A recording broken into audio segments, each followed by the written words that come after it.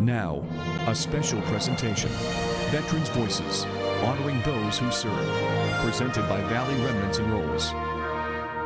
Hello and welcome to Veterans Voices. I'm Fabiola Ramirez. We're here at the Veterans Museum in Fresno to pay tribute to those who've served. For the next 30 minutes, we'll be sharing stories of veterans and their contributions to our country. Among them are those who died at Pearl Harbor. It's the resting place for more than 1,100 American sailors and Marines killed during the surprise attack in 1941.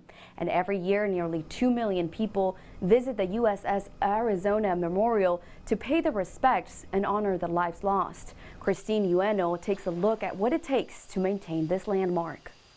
Every day, this memorial welcomes nearly 5,000 people, some waiting in long lines to get in. I just lost my dad, who was a veteran, and I just want to come and pay some kind of respect, memory of my dad.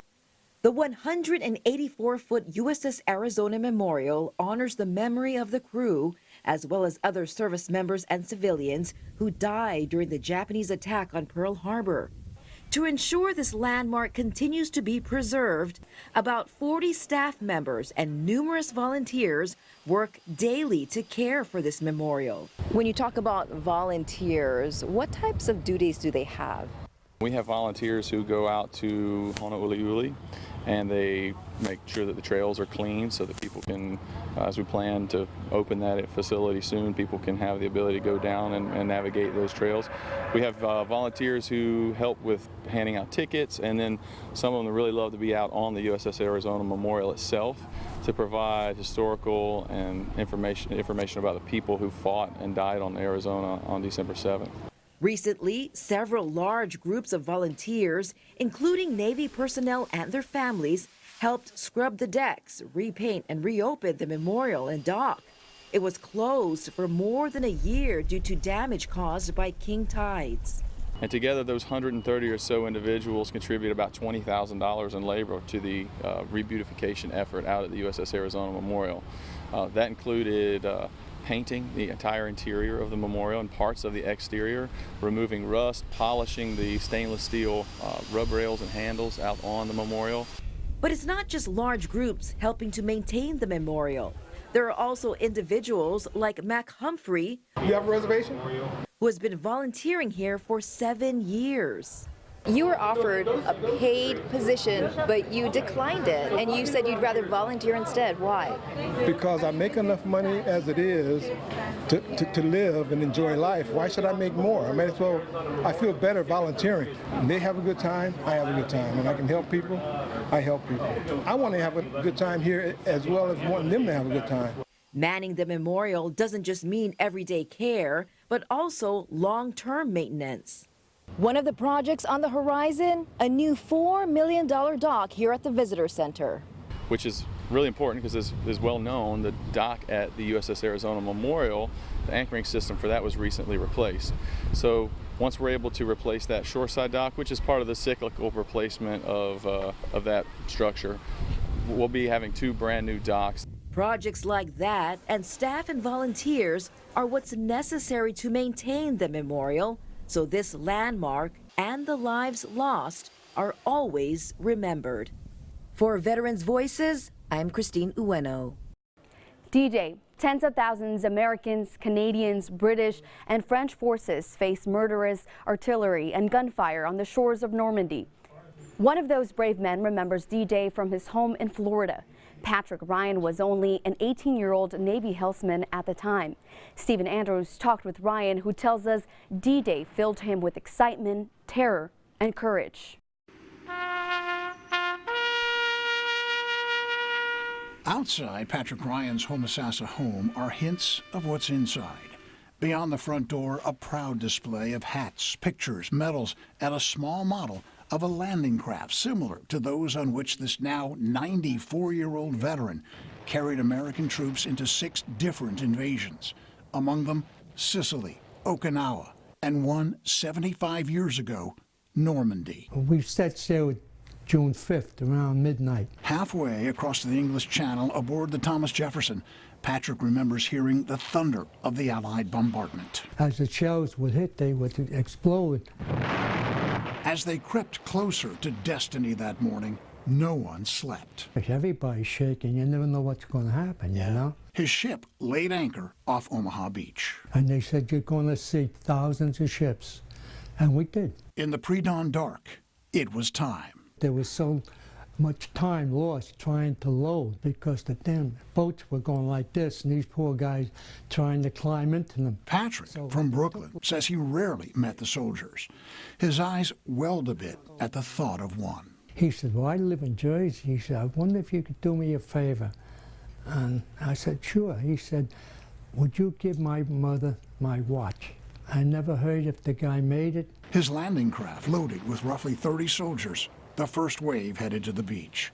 Patrick struggled with heavy seas and unrelenting enemy fire. In the water, bullet hitting, popping up, and some of them hitting the front. You could hear them, bang, bang. In the dark, he guided 30 soldiers onto Omaha and into history. Then when you drop it, and these poor guys run like hell, and you hear all the firing, you could see a couple of them maybe get hit, fall down, some just lay on the beach. More than 4,400 Allied soldiers died on D-Day, most of them under the age of 20.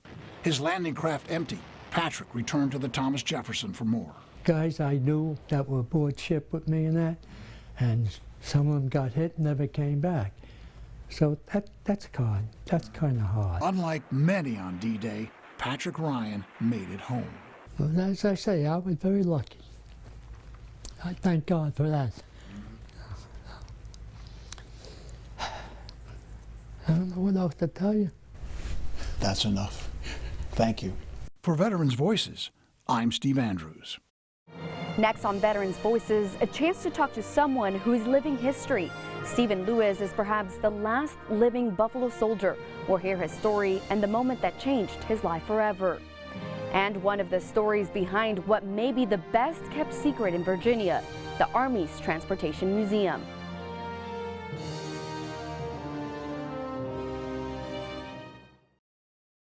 Veterans Voices, honoring those who served. Presented by Valley Remnants and Rolls. Welcome back. Steve Lewis is perhaps the last living Buffalo soldier.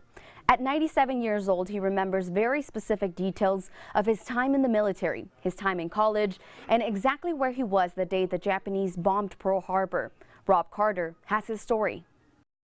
Retired Army Corporal Steve Lewis is living history. I was in 12th grade when the Japanese bombed Pearl Harbor. The 97-year-old Manatee County veteran vividly remembers the day that changed America forever. It was on Sunday, and so it says Japanese bombed Pearl Harbor, and we didn't have during that time we didn't have no TVs.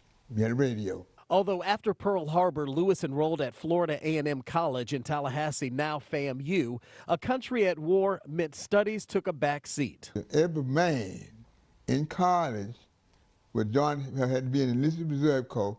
Eventually, he was assigned to the 9th Cavalry, one of two black cavalries known as the Buffalo Soldiers. The all-African-American groups started during the Civil War. Their service, though, lasted until 1948, when President Harry S. Truman integrated the military. And by the early 1950s, they were gone. And we didn't know a thing about no Buffalo Soldiers in the Army. Okay. We never heard it. Mr. Lewis may be the last living Buffalo soldier around. He remembers his duties well. Each man was assigned a horse, and you had to take the horse. When you're ready to go out, you ride the horse, bring him in, wash him down, clean him up, feed him, then you go eat.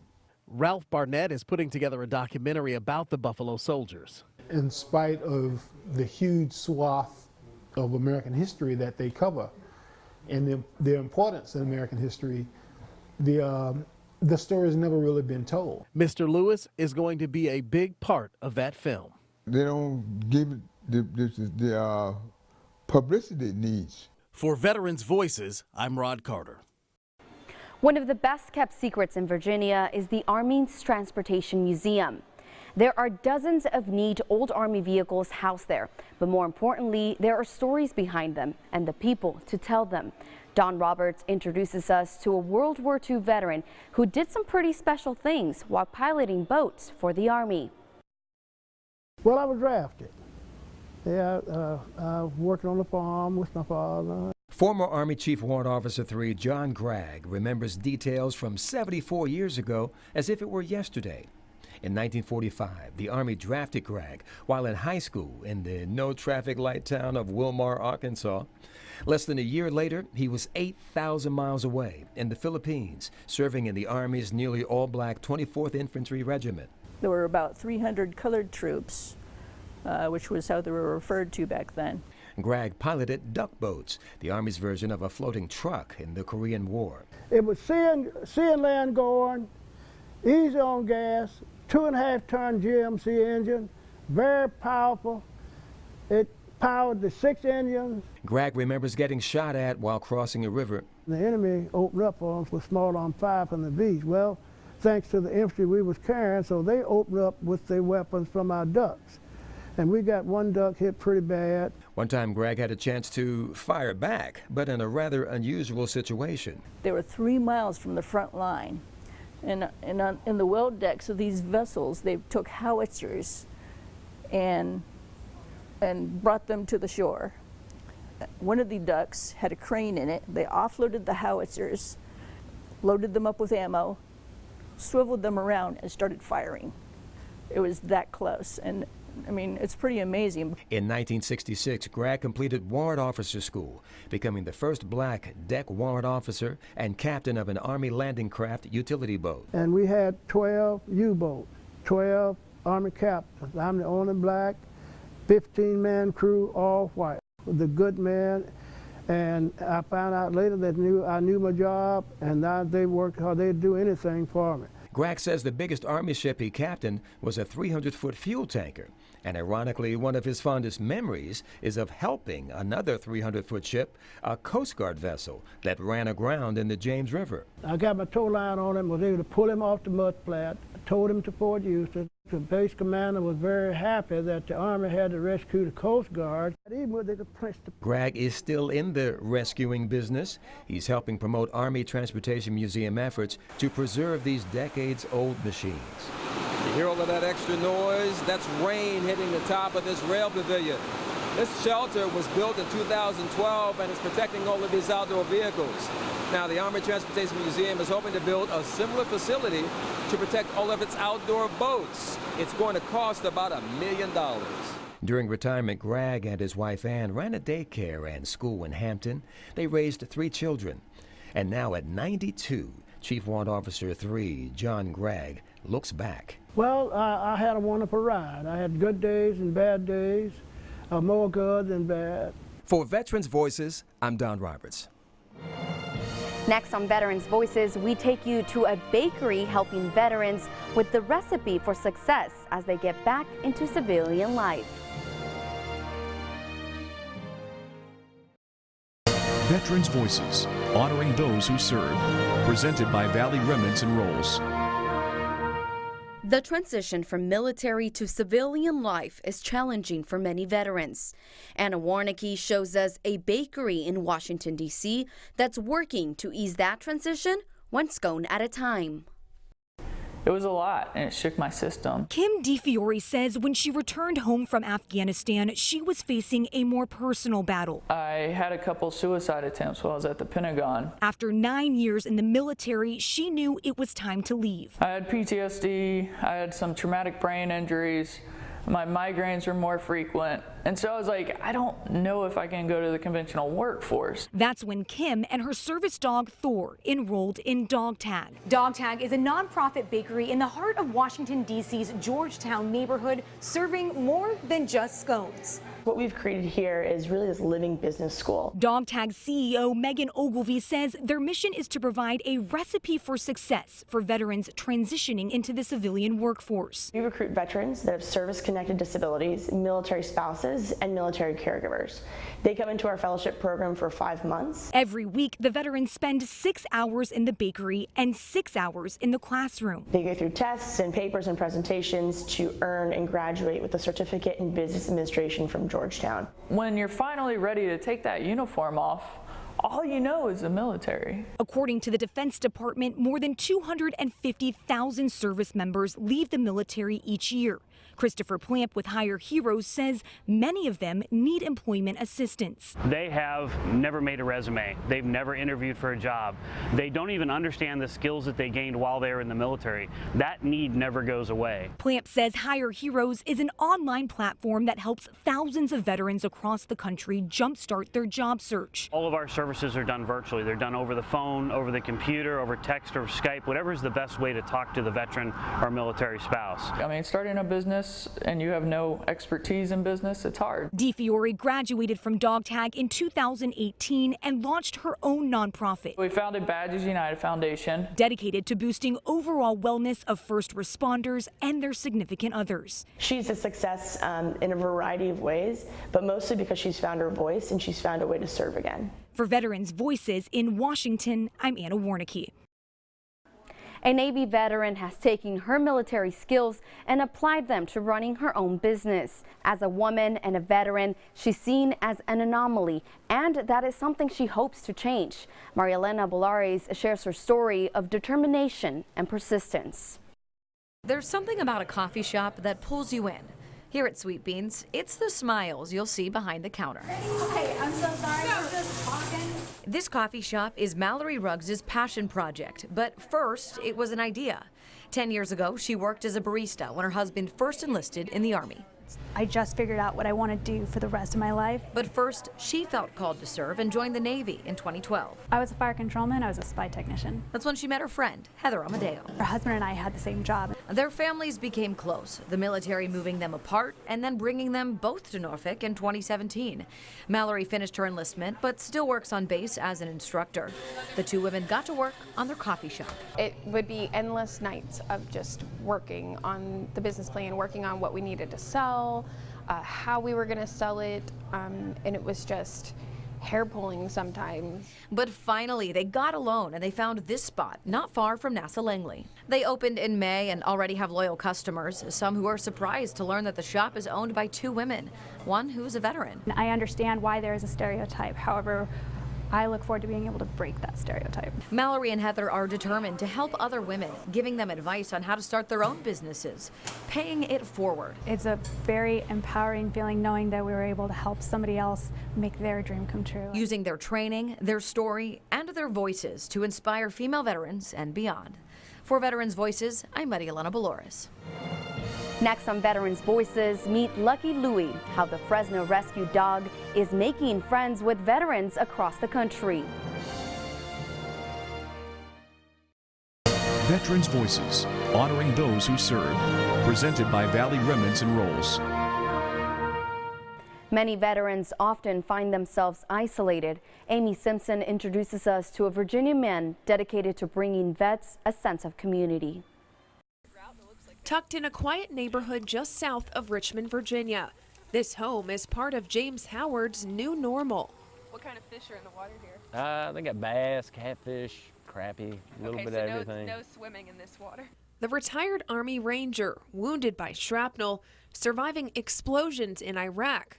Ultimately, a diving accident leaving him paralyzed.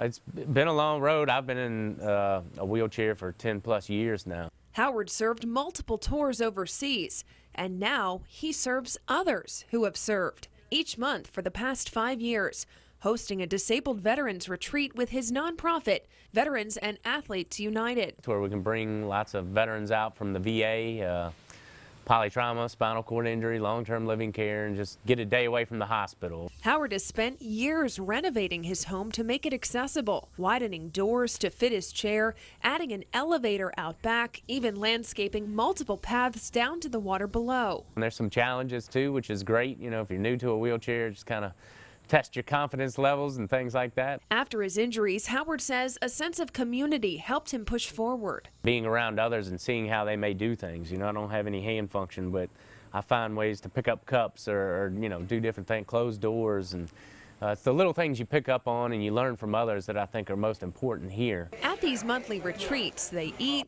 they chat, maybe just roam the property. Jerry DeDay returning for his third time. It's the camaraderie. For him, he says it also helps to just be around other people who get it. It's hard to communicate with a regular civilian. that hasn't been in a combat situation.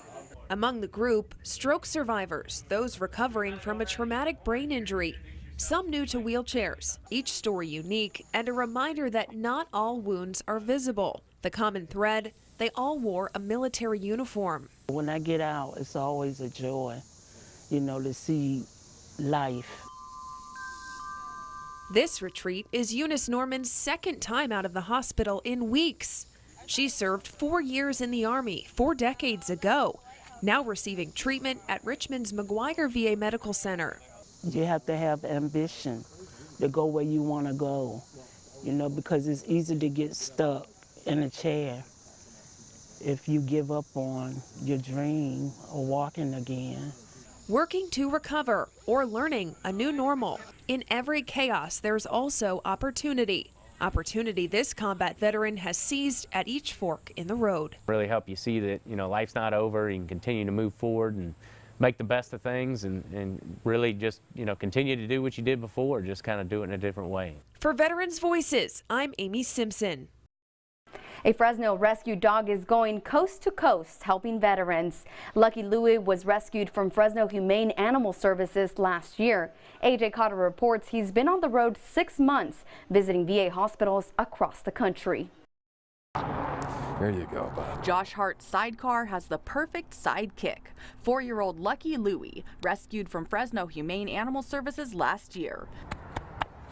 The pair on the road the past 6 months. From Arizona to Florida, up the east coast of Pennsylvania. Putting about 17,000 miles on their ride. Louie and I are circumnavigating the entire United States. For a purpose bigger than the journey itself. We're visiting with veterans at VA hospitals and the state veterans nursing homes. Hart says these men and women were taught never leave anyone behind, and now many are not given the same courtesy. And then we visit with them, some of them in their final stages of life, who are sitting there alone and nobody coming to visit them. Louie's visit brightening their days. Louie will hop into a hospital bed and just snuggle up with a veteran, and there's, you know, for all the dog lovers out there, you know how special these four-legged creatures make us feel. Hart organizes what he calls Ride for the Warriors group motorcycle rides. He donates all proceeds to Veterans Services. Hart and Lucky Louie are wrapping up their trip on Veterans Day. Thank you for joining us for Veterans Voices. We also want to thank Fresno's Veteran Museum for allowing us to be here today. We hope you enjoyed the inspirational stories of our vets. I'm Fabiola Ramirez. Happy Veterans Day.